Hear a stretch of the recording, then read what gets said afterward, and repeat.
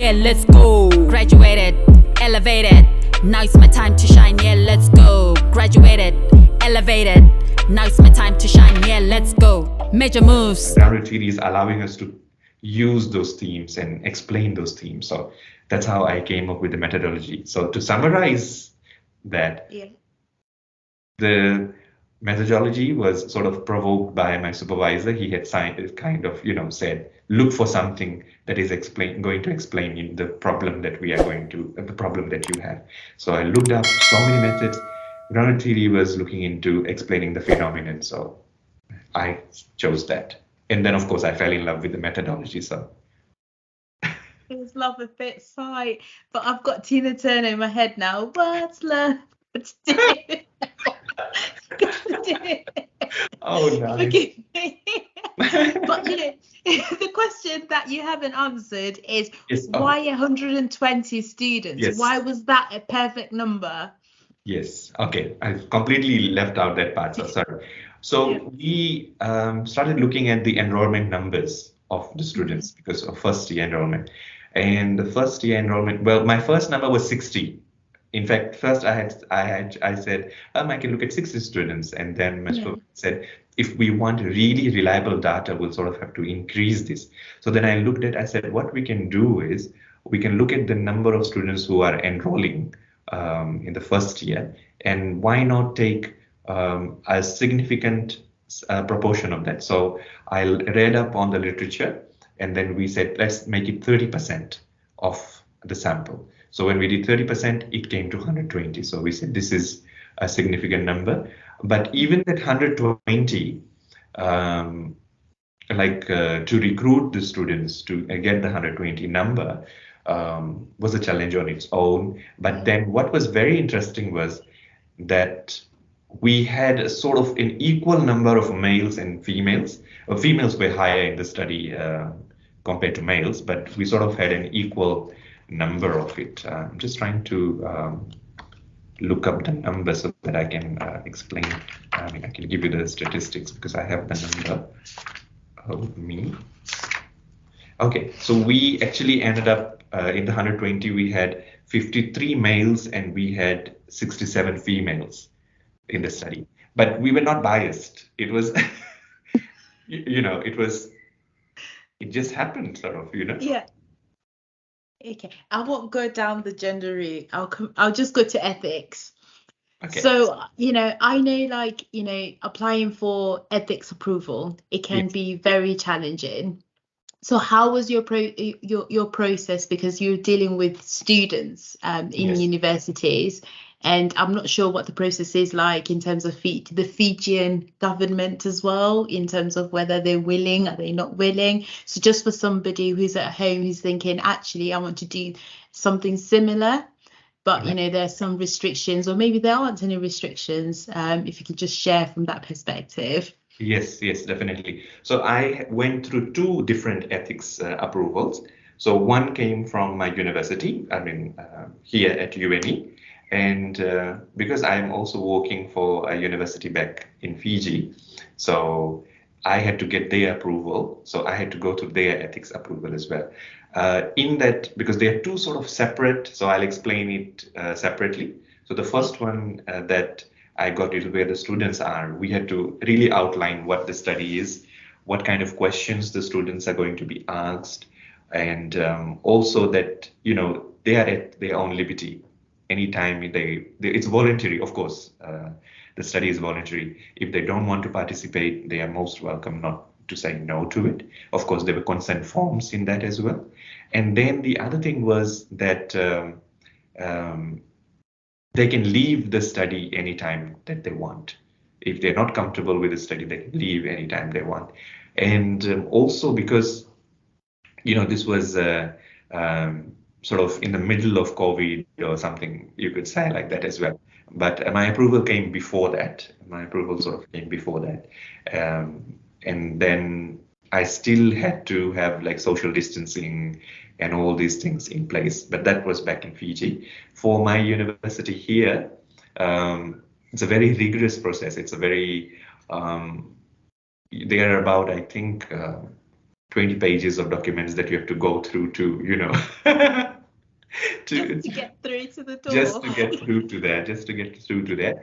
But they are very helpful. I mean, the committee is very helpful, both sides. Back in Fiji and even here, I found that the committees were really interested in the study, definitely interested in the study.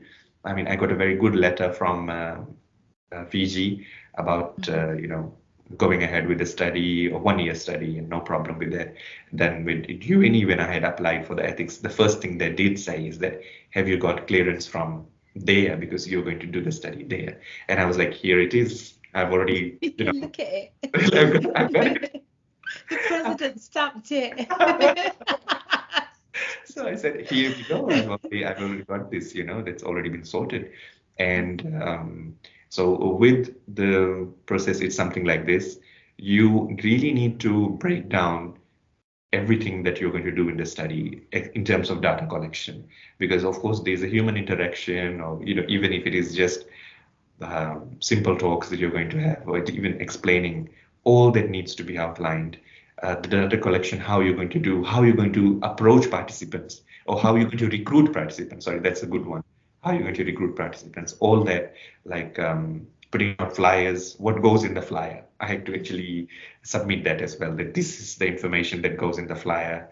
This is how it's going to look, and who can be included, who is not supposed to be included. All that information goes in the flyer as well. In terms of emails, if I'm approaching students to emails as well, there is a particular sort of pattern of email that you have to draft, and you have to show this to the ethics committee that this is what I'm going to, put forward to them. Consent forms for interviews, for surveys or anything, they're separate. So you need to have 2 separate consent forms. So if you are doing an interview, it has to be a separate one. If they're sitting for a test, there's a separate one for that as well. So all that preparation went through. I think I had applied for it in March or February. I think it was in March, and then I got it in May. So it took about 2 months, because they do give you feedback. So, if they are not clear about something, if they want to clarify something from your point, they will write to you and your supervisors, so everybody is clear on that, and then you get back to them. But once I think you reply to them and you get back to them, I think it becomes very fast. They are all good to go, and you have your whole set of things. Of course, there's an extra component in that, which is the storing of data. Mm-hmm. How you're going to store the data. That itself is a whole lot of things that you have to outline, whether you're going to use a USB external or, internal storage, whether if you have got documents, whether you're going to lock it in your office, what's going to happen to it, who's going to destroy this at the end. Everything is sort of rock solid over there. You need to. And then eventually, once you go towards the thesis submission, this data needs to be uploaded onto this UNE server. The university will then keep it in its archive. In case someone else wants to do a research, they want to look it up, it will be accessible to them. So that will happen next year with my research when I submit my thesis. So I hope I explained the ethics part. No, you have. And I think just to ask in terms of coding, I'm not sure if you've done it, but did you remove the names if you did ask the names, so that, it is safe and secure? Like you said, it will be in the archives. Just disclaimer. I think I completely overlooked that part when I was explaining. So yes, so all the data needs to be anonymous. So when I have quoted the students, I have sort of used interviewer 1, interviewer 2, like this. So nobody's name is out there. Nobody can say, oh, well, I know that this person said it. Well, you can't, because it's completely not there. So the transcripts which I transcribed and all, nowhere have their names been mentioned. What I've done is I've removed it after transcribing. I've put it, if it's interviewer 1 throughout, it will read like that. Because of course, when I archive it, you don't want somebody to, it rarely happens, but still you want people to know who said what. So I've already done that part. Because it's a requirement when we submit it for the final go, that all this data goes up, it has to be anonymous. No, excellent. Thank you very much for taking us through that process, because I know there's someone at home there. Usually I get these emails where I get questions, so I try and involve them into the discussions, because then it's not just me answering, it's everybody. We're all working together to assist each other. So in terms of the next set of questions, then it's just questions that have come in from people who have questions in regards to their research. I'll start with a proposal for a PhD. Yes. So I've had a few questions in regards to which is the best format to follow in regards to writing a proposal. But I always say go on the website of the university that you're applying to. But I'm not sure what your advice is, but I get this question a lot, so I'd love to hear your point of view. Wow, I'm really feeling like a celebrity because you are giving me the opportunity to answer this question, No, feel free. I'll answer it in a sort of a detailed way, and you can just keep what you would like. So when somebody is approaching the university, what I would suggest is that you just come up with a research intent, which is a bit different from an actual proposal.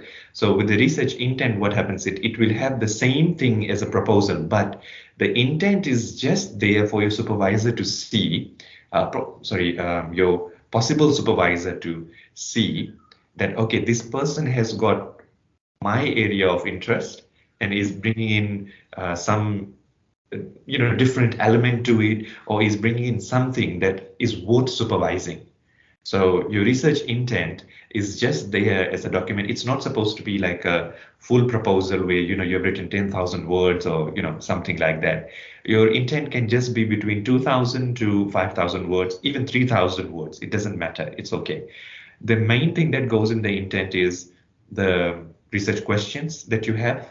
What are the research questions that your study is going to look at? Your objective of the study, definitely what your objective is.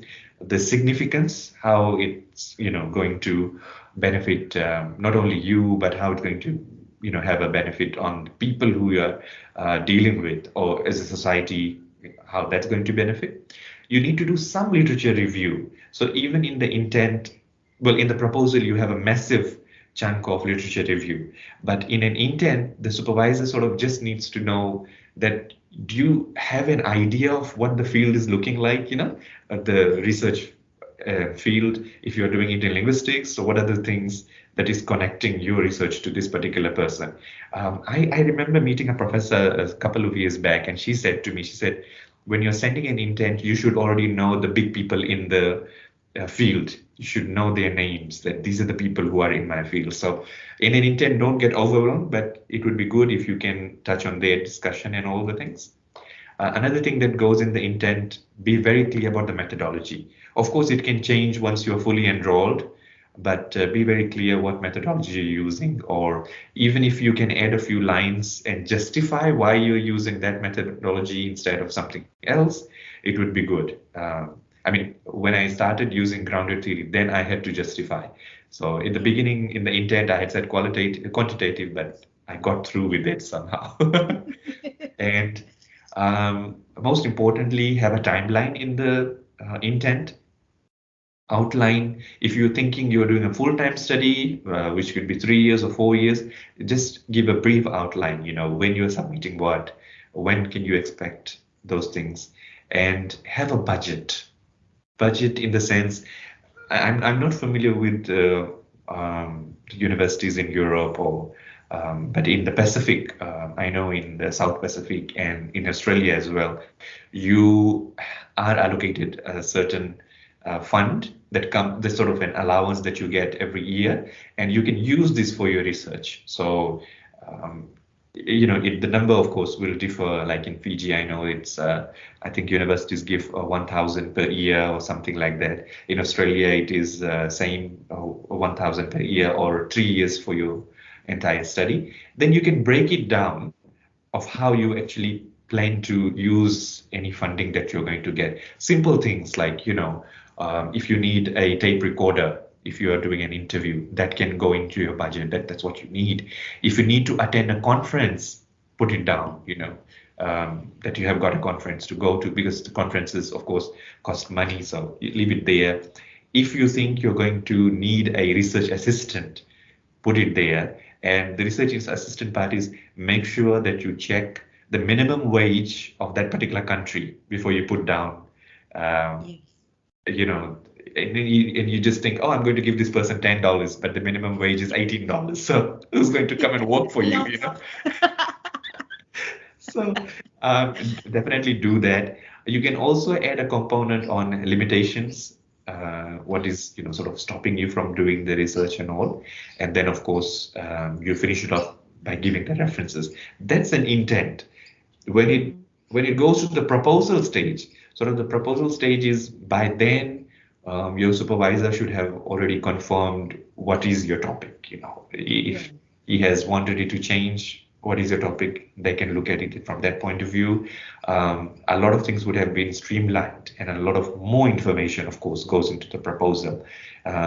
Things start to extend, of course, your literature review from, you might have just written 500 words will then, of course, extend to literature review in your proposal should at least be about 5,000 words in itself, And if there is any other chapter that you think will be very useful to include in the proposal, you can include that. Ideally, there should be at least 7 sections in your intent or your proposal. So that will be introduction, background of the study, and then, of course, your literature review, your methodology, the timeline, the budget, and the limitations. So approximately 7 that should be. But I agree with you, Noma, that, it's better to look at the university website, because the universities sort of have an outline of what they actually want you to submit to the supervisor. The whole proposal outline is sort of there. But ethics is also one of the things they can put in the proposal. What kind of ethical concerns with this raise? More so with those who are doing science, they have to, I think, really outline what they're going to do. In humanities, it's there, but in humanities, we are mostly going to just talk to people and get information. But in science, of course, there's a lot of things involved, experiments, and all of these things. But it needs to be very clearly stated whether it's going to be harmful for, environment or whatever it may be. That needs to be cleared up. But yeah, if they have that, I think if they have a simple intent, they can start approaching universities. But just one piece of advice to anybody who's out there: don't get demotivated if you don't get a reply. If you have sent out, yes.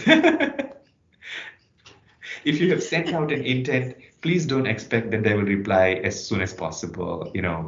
Professors, university academics, they're definitely very busy people. They already have their cohort that they're supervising and all of that. So be patient.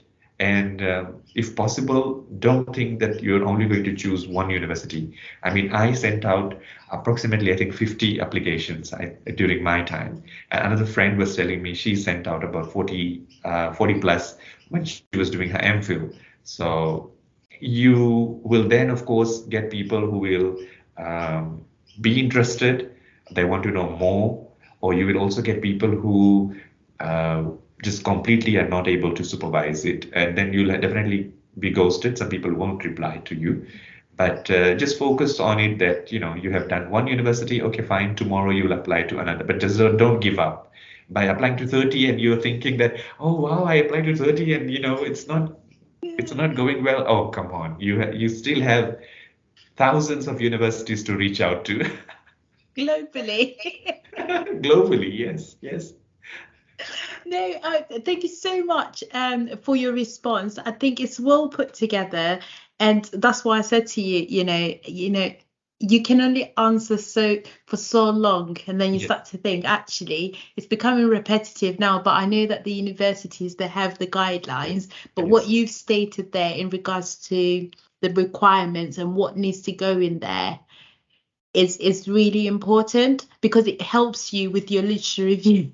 later on. Yes. And it also helps you with your also your skills in terms of communicating in a conference, because once you know those little steps, you can reason well and you can hold a dialogue during a conference, because sometimes they can be challenging, the questions that come your direction. So thank you very much for that. The next question that I have is, in regards to applying for a PhD, which you've already touched on. And somebody from India, I think he applied to well over 1,000 universities. They all said no. And I've interviewed him and he shared this, and he went through depression. Like, he just gave up on life and then he started again. Right. So I've had individuals sending messages from India and from Africa. But what I've realized, because I've started to analyze the questions that come in, is that they're from the global south. They all want to go to the US. They all want to go to Australia. And they all want to go to Germany. But I'm thinking, Fiji's got universities. Yes. So why not go to Fiji? And I'm just thinking, from our dialogue today and from your research anyway, I'm just thinking, do you think there should be more that should be done in terms of home universities? Because if you got a PhD from, for example, I'll say Angola, it's just the same as getting a PhD from, let's say, Germany. So what do you think the challenge is when it comes to these certificates, when it comes to education? Why is it that we're being pushed to go further afield and leave our own universities at home? I think one of the challenges I had faced was looking for a supervisor. So the universities back home that I wanted to do a PhD with, they did not have supervisors in linguistics. If they had it, what had happened is that they were not in my area. So that was, I had to completely let go of that idea. So then I had to start looking up for universities in other countries and see if there was someone who was interested in my area, or if somebody I could connect with. But that's just my story. Coming back to the question about why are people sort of not going with their home universities and with other universities, there's a huge there's a huge focus on university rankings that has come in. And we had a professor who spoke at our conference just 2 months ago. I'm just not able to recall her name. I think it was Professor Ronwell, and she has written this book, The Good University. And she actually explained about this. And in her talk, she said, universities have just gone into this ranking, and the way they advertise, that people are sort of, their mindset is that, if that particular university is ranked so high in the university index, I should do whatever I can to just go to that particular university, and not being practical. Like you said, somebody going into depression after 1,000 applications or something like this. But if I was close to this person, I would have said, did you change your approach? What had you been submitting all this time if you had changed it in that manner? Because, the same about journal publications. Sometimes we are so much, oh God, this journal is not accepting it. But have you looked at the comments the reviewers have given? Have you made some changes to it, No, I was busy crying. Yes. If you do... If you don't incorporate the changes, then you cannot, be there. Like for me, I know that when I sent the intent, the coordinator of the department had replied to me and said that we have a potential supervisor, but he would like you to change it to the blah, blah, blah. And can you do that? I took good 2 months. I changed the whole thing. I read up and everything. And then when I sent it, and he had already said, yeah, good to go. Just do the formal application now. So you need to be accepting criticism in one way. When you are applying, you need to definitely. And if it's to do with your home universities, instead of just being too focused on rankings, be very practical. Of course, you can do your postdoc anywhere. If you're thinking about the 1,000 universities that you are applying in Germany or Australia or New Zealand or Fiji, wherever you are, why don't you think about doing a postdoctoral in these particular universities while you do your PhD from your own home country university? Leave out the rankings, look at the credibility of the institution, see the kind of research outputs that they have got, the kind of facilities that they have got, and then you go into pursuing a PhD in your home country instead of just rushing away and going into depression. I think the side that we are ignoring, which you have highlighted, is that it comes with a lot of stress, mental pressure, and all of these things. So I mean, somebody who's looking at me will be like, "Oh wow, everything is a jolly ride for you." But the thing is, you kind of just get into it and you just know how to handle the situations. Even if you are looking at the feedback that you get from your supervisors on your writing, sometimes you would be like, oh my God, but I thought I did something very well. But they only want you to prosper. They only want the project to look good. But if you're not able to handle it, because I do know a few people, who were like, oh God, so I told my supervisor off, and I'm just thinking, oh, really? Why did you do that? That person is supposed to... It was so funny. I had 2 or 3 friends who told me, they said, we told the supervisor, but you said something like this in the last one. And I said, okay, well, our approach is very different. If they've been critical, you can voice out what you want to say, but I'm sure that they have really understood your project, so you have to accept criticism. No, thank you so much for your response. And I guess, what I always say is, be like a sponge when it comes to supervision. Yes. Take everything in. Sometimes it's not necessary then, but in the near future, it is necessary. It's all developmental. Like you said, even the reviews from the, reviewer 2, as we call them, from the journals, sometimes have a read. Sometimes they may be wrong, but, sometimes it's beneficial for next time. Yes. Essentially. I guess, I've got 2 more questions. You'll be glad to know. So the next question is, in your opinion, does education break the poverty cycle? Right. I think that's a very, very what should I say? I want to say emotion. So I'm thinking how to connect it to. I think that's a very, very human question, very out of the technical, if it breaks poverty cycle.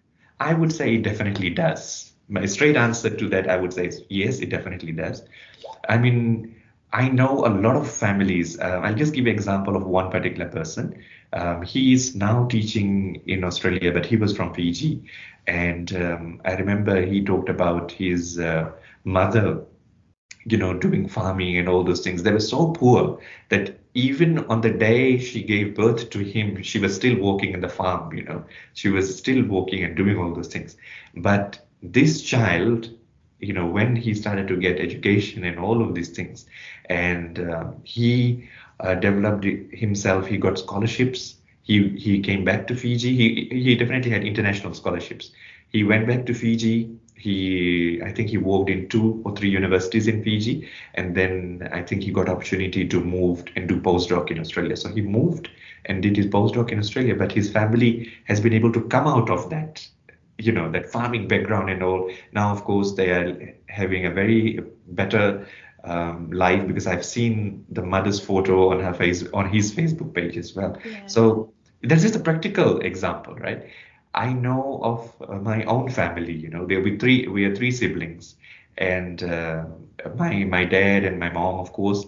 My dad, because my brother was studying on a scholarship in Fiji at that time, so we sort of had the rule that from one family only one person could apply for the scholarship. So this was a long time back.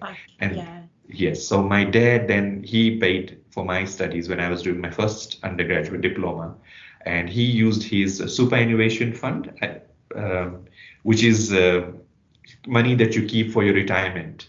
Oh, the pension, yeah. Yes. So he used that and he paid for my studies. But he told me, he said, I'm doing this for you, but once you are on your own feet, it's all up to you. So after that, I think I'm on my fifth formal qualification or sixth. I really couldn't care. I don't even remember. So Just collected. and we've been able to break out of that. We've been able to break out of that. I mean, my parents, their children are doing well in the sense that we have come out not directly from poverty. I mean, I know my dad was earning $60 a week, and there were six of us in the house. And I really don't know how my mother managed to use that $60 in a week to feed all of us. But it was that. And now today we are, of course, all three of us, we have good jobs and we're there. But that's the case with a lot of families I know in Fiji, that they have come out of it. It's only because they have worked very hard in terms of getting good jobs, in terms of getting formal qualifications and degrees. And a number of them have, of course, moved out for greener pastures and all, but are still contributing towards their families. They're still coming and visiting and trying to help the country as much as possible. And I'm not so sure which year, but I think somebody had mentioned to me that in Fiji, one of the highest earnings that comes to Fiji is through remittance from people who have moved abroad, and they're sending money to their families. So I think they're breaking the cycle of poverty. So, wow. I mean, it's quite interesting, your response, because for us here in the UK, for example, we get into deficit with education. So they give us student loans, and these come with a high interest. So the minute you start working, it's like daylight robbery. It's like your salary is gone. So when it comes to, if you think you were worse off, you're worse off then. Because then to even get a house and get a mortgage, it's like difficult at that point. And if you keep going, even if you get a scholarship, because then you're not really getting that much money, you have to work just to balance the books. So by the time you even think of getting a mortgage or buying a house, maybe at auction, you're like in your mid-30s going to 40, and then when they're calculating the mortgage, they're going, no thank you. So it's very interesting. That's why I asked the question, because I've realized, with the question where it says people from India, they've asked me these questions, and the previous guest, his video is not up yet, that I interviewed before you. He's from Nigeria. He said, actually, I would rather say do your PhD in Nigeria while you're waiting to get accepted for a PhD, maybe a scholarship abroad, and have two, because then you're already ready, so you can work and send money back home to look after your family and break the poverty cycle. Absolutely. And pass your PhD within a reasonable time, so you're not going through depression because you've done the first trial. So it's just exercise then at that point. That's the advice that he gave, which I thought was quite interesting, actually. So which links into what you've said as well, more or less. So no, thank you very much. The final question, unless if you've got anything to add, do you have anything to add?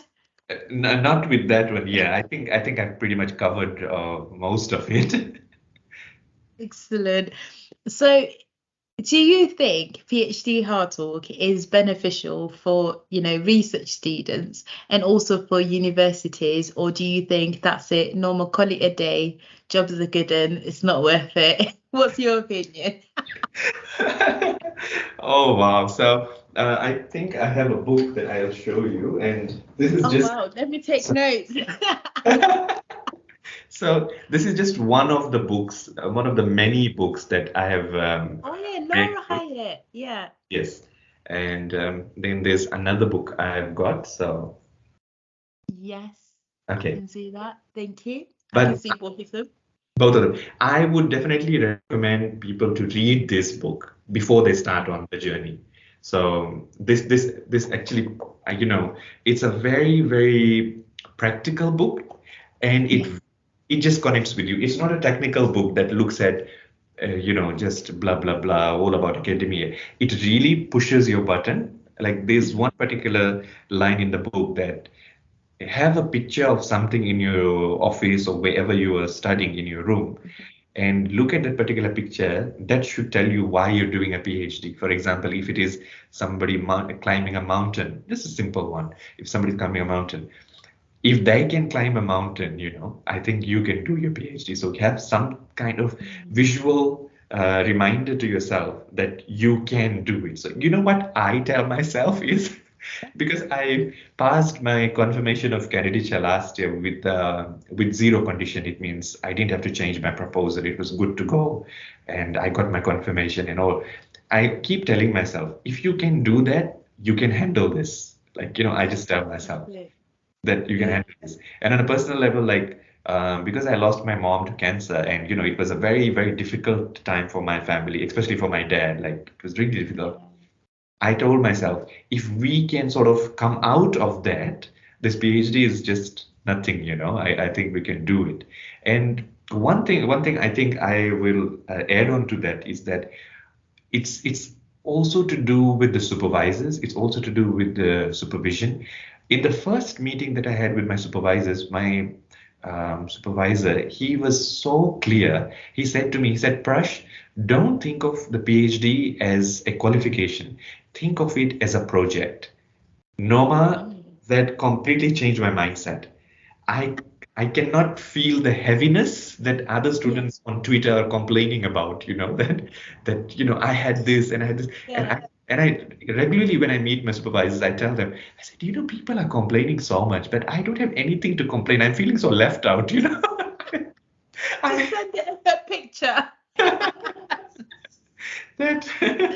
that if you are thinking that, oh, it's a PhD and blah, blah, blah, you're definitely going to, have a problem dealing with it. And the other, I think that gets people overwhelmed, Noma, is, which the book actually says is, sometimes, you hear people, oh, I'm going to work on my literature review. Oh my God, it's just so too much. They cannot handle it. But the book is basically telling you, think of it like this. You're going to add a paragraph into a literature review instead of thinking that you're going to add a whole literature review. That will ease off the pressure. You will not. So every morning when I start off, I'm just telling myself, I'm just going to do one particular simple thing. What is it? I just like right now, I'm actually working on a journal publication from my thesis. So this morning, I've just been telling myself that I'm just going to format it properly. I'm not even going to look at the writing part of it, So the book, I would say, people, all the viewers out there, get this book or get similar books like this, which sort of, can give you a very hard talk, which can give you very hard talk to the heart. Literally to the heart. To the heart. That empowers you and you don't feel pressured, because yes, I know it is an overwhelming journey. We in one of the conferences we attended, people were saying that we cannot see the progress. And there was someone in the audience that said, keep a diary, write down what you have done that particular day. On the day that you're thinking you have made no progress, just go back to the diary and you will see that you have actually made progress. Like 2 weeks, I spent the last 2 weeks working on EndNote and trying to sort out my references. And I kept telling myself, even though this looks like you're not making any progress, you are, because you are sorting out your references, which takes a lot of time. But it does.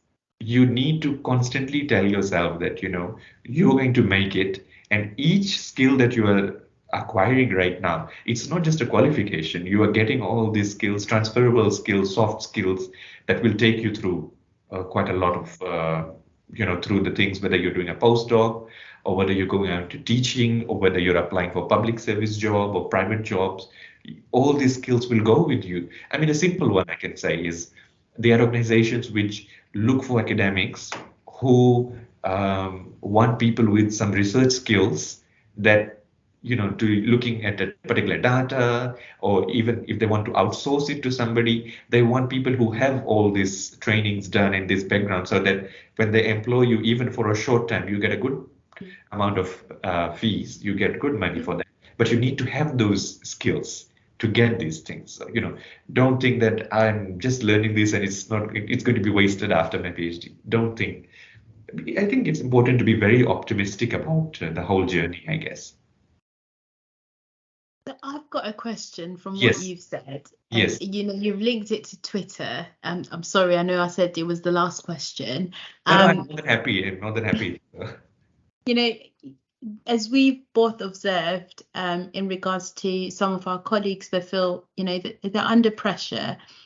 And I'm just thinking, do you think some of it links back to looking at your research, looking at how we were in primary school, secondary school, and the resources that were available?